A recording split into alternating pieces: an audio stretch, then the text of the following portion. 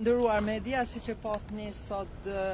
si Aleancë për Ardhmërinë e Kosovës, me nënshkrimet e deputetëve të Aleancës, të Lidhjes Demokratike të Kosovës, por edhe të Partisë Demokratike të Kosovës, e kemi dërguar në gjykatë kushtetuese për interpretim të ndryshimit të votimit në mes të procedurave për zgjedhjen e kryeparlamentarit.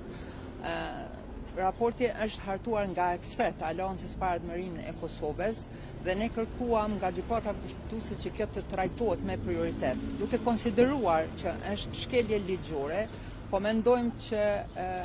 po zhvlerësohet edhe vlera e Kuvendit të Kosovës duke mbajtur seanca plenare çdo 48 orë dhe seancat të cilat i konsiderojmë që po shkelet kushtetuta e Republikës së Kosovës. I lutem akterët që ta trajtojnë me prioritet, ndoshta edhe me një pezullim të përkohshëm, me një mos të përkohshëm për ndalim të mbajtjes së seancave derisa gjykata me prioritet ta trajtojë këtë lëndë dhe ta merr një vendim.